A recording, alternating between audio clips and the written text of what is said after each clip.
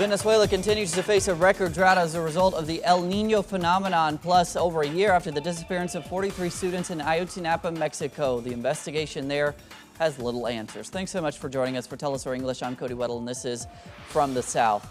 Venezuela is being hit by a record drought, causing energy shortages and it is affecting the economy. President Nicolas Maduro announced that public workers will now work only 2 days a week as an energy-saving measure. The measure will not apply to public banks and state-owned food factories.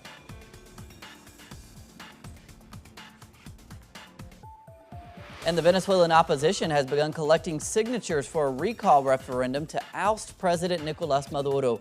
A day after the Electoral Council gave a green light to move forward on the referendum, the Opposition Unity Table, MUD, is organizing a nationwide campaign to obtain over 195,000 signatures of support for the process. Former presidential candidate and MUD leader Enrique Capriles visited a recollection center in Caracas where he appealed to unity.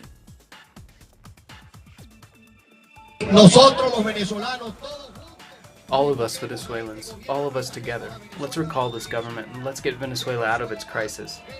Venezuela will end this bad government, and we will do it all together, because when we are united, we are invincible. Over a year and a half has passed since the disappearance of 43 students in Ayotzinapa, Mexico. A group of international experts appointed by the Organization of American States have ended their investigations, questioning the Mexican government, while relatives still demand answers on the whereabouts of their loved ones. Our correspondent Clayton Kahn now reports from Mexico. 2 months have passed since at least 3 municipal police forces disappeared the 43 Ayotzinapa students in Guerrero. On Tuesday, the families once again took the main avenues of Mexico City in protest. They say every step taken by the authorities only fuels their anger and desire to maintain their struggle for justice. We see it like this. They continue to bet that the families of the victims will tire out, lose our energy, but it is entirely the opposite. For us, every time we learn that the government has had its hand in manipulating the investigation and not allowing the experts to continue, that fills us with rage and indignation. Since last year, an independent group of experts from the Inter-American Commission on Human Rights was investigating the case and has released a series of damning reports. The government has rejected the renewal of the mandate of this group, but rights defenders representing the families say the advances made by the team has left important inroads for the investigation. I think that the government is getting on this last stretch to produce all the conditions that would close the case. That is our fear, but as you can see, I believe the experts have given us a series of elements on the table and a series of investigative lines that are impossible to avoid.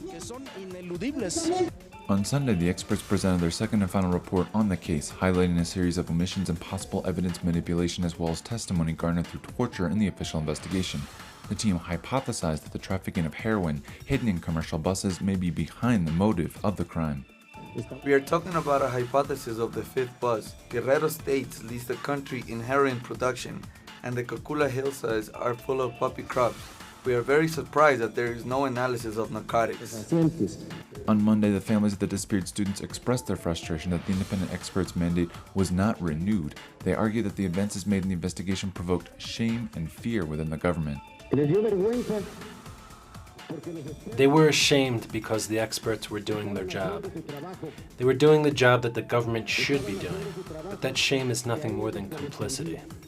With only days left until the experts are to leave Mexico, the parents of the students are demanding a meeting with Mexico's President Enrique Nieto to ensure that an impartial investigation continues to be carried out until truth and justice is served. Clayton Kahn, teleSur, Mexico City. Nations has announced it will intervene in the conflict between the indigenous community of Cuchacula and the state. The community is denouncing a highway being built to connect the states of Toluca and Nauculapan, which will destroy the local forest. Authorities had agreed to stop works there, which were affecting the properties of the community, but on Monday, a bulldozer demolished a home. The United Nations High Commissioner's Office says it will mediate between the government and the community to avoid the escalation of the conflict. The indigenous leaders of the area there are denouncing constant threats, which is why the UN will also send monitors to the area.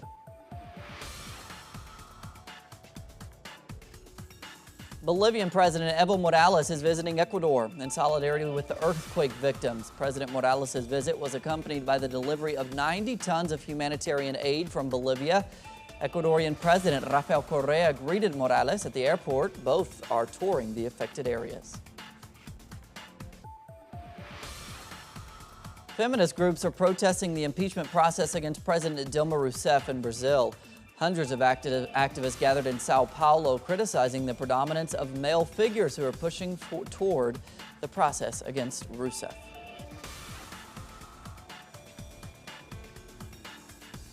And a caravan led by the movement of landless campesinos is traveling from the state of Minas Gerais to the state of Belo Horizonte. The caravan aims to gather support in favor of President Rousseff and to organize demonstrations ahead of the Senate's vote on the impeachment process set for the first week of May. Meanwhile, in neighboring Argentina, lawmakers clashed as the opposition Front for Victory requested a motion to condemn the ongoing impeachment process in Brazil. The vote was opposed by Macri's Cambiemos alliance, and the president of the lower house refused to review the motion.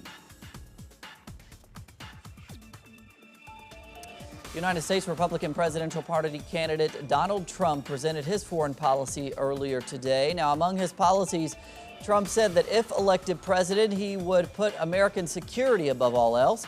He also pledged to, quote, shake the rust off America's foreign policy, and he also accused Obama of failing to handle crises in the Middle East. We went from mistakes in Iraq to Egypt to Libya to President Obama's line in the sand in Syria. Each of these actions have helped to throw the region into chaos and gave ISIS the space it needs to grow and prosper. Shortly after Trump's criticism of Obama's foreign policy, the White House responded. I think when it comes to this president's foreign policy, there is no denying that the United States is safer and stronger than we were when President Obama took office back in January of 2009. Just hours after being extradited from Belgium, a French court has charged the Paris attack suspect Salah Abdeslam. Now, he is suspected in playing a role in the November 2015 killings that left 130 dead.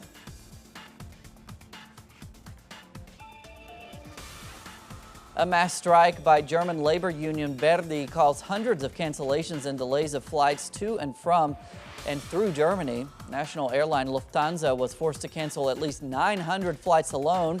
The workers are protesting for a salary increase of 6% after rejecting an offer of 3% over 2 years.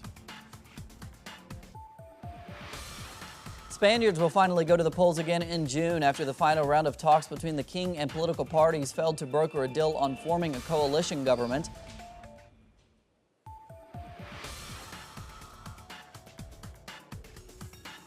After the Supreme Court ruling that Australia's refugee camp is illegal and should be closed, Australia is maintaining its hardline approach against refugees. Today, the government's position is very clear. That is that we are not going to accept people that have sought to come to our country illegally by boat. They will not settle permanently in our country.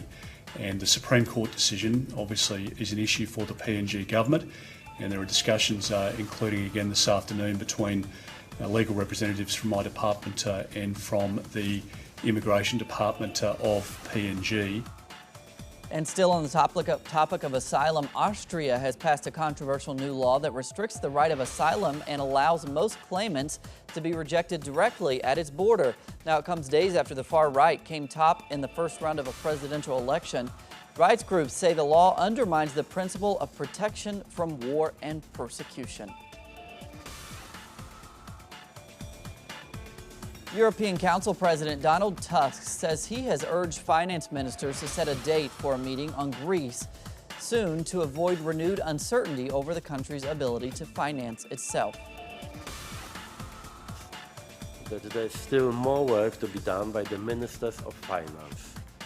We have to avoid a situation of renewed uncertainty for Greece. Therefore, we need a specific date for the new Eurogroup meeting in the not distant future, and I am talking not about weeks, but about days. A suspected female suicide bomber injured 13 people in the western Turkish city of Bursa. Now, the attack took place near the city's 14th century Grand Mosque. Turkey has been hit by a wave of suicide bombings blamed on both Islamic State and Kurdish militants. Israeli Navy forces have detained 2 fishermen off the coast in the northern Gaza Strip. More now with our correspondent there, Noor Harazin. Israeli occupation Navy forces arrested on Tuesday 2 Palestinian fishermen off the coast of Beit Lahia in the northern Gaza Strip. Local sources said that an Israeli vessel intercepted the Palestinian fishing boat despite it was sailing within the allowed fishing zone, confiscated the boat, rounded up the fishermen on board, and took them to an unknown destination. Earlier on the same day, Israeli vessels opened heavy fire towards scores of fishing boats off the coast of Az-Zahra city in the coastal enclave, forcing them to sail backwards. However, no injuries were reported. Although Israel has extended the allowed fishing zone of the southern shore from 6 to 9 nautical miles since April, Gazan fishermen are still easy prey for Israeli coast guards in the Mediterranean.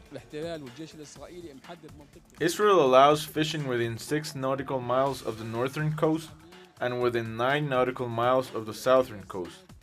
The catches reach off the northern coast, however, the Israeli gunboats target us. Before we can reach the 6 nautical miles, many fishermen have been injured and arrested. According to the Gaza Fishermen Committee, Israeli naval ships deliberately carry out a series of punitive measures against Palestinian fishermen, including shooting, killing, detention, interrogation, and confiscation of boats on a daily basis. These measures have badly affected the livelihood of about 5,000 fishermen in the blockaded territory and has resulted in a sharp increase in the prices of fish in local markets, making it unaffordable to the majority of citizens. Noor Harazin, teleSur's TV, Gaza. Israeli forces shot and killed 2 Palestinians as they allegedly attempted to stab soldiers at a checkpoint between occupied East Jerusalem and the rest of the West Bank. After the incident, Israeli forces fired tear gas and sound grenades during clashes with Palestinian youth. Over 200 Palestinians and almost 30 Israelis have died over a 6-month period of violence. The 2016 Olympic flame was handed over to Rio organizers in a ceremony in Athens. Now, during the Greek torch relay, the flame made a symbolic stop on Tuesday at a refugee camp in Athens, carried by Syrian refugee Ibrahim al-Hussein. The former swimmer lost his lower leg in a bomb attack and was granted asylum in Greece. The flame will reach Brazil by May 3rd. A new permanent exhibition showcasing Berlin's forgotten or displaced monuments will open its doors to the public on Friday at the Spandau Historical Museum. The exhibition showcases the monuments that were taken out after political changes. That's what we're covering. Thanks so much for joining us. We'll see you back here tomorrow. Be sure to follow us on social media, Facebook, Instagram, and Twitter. See you later.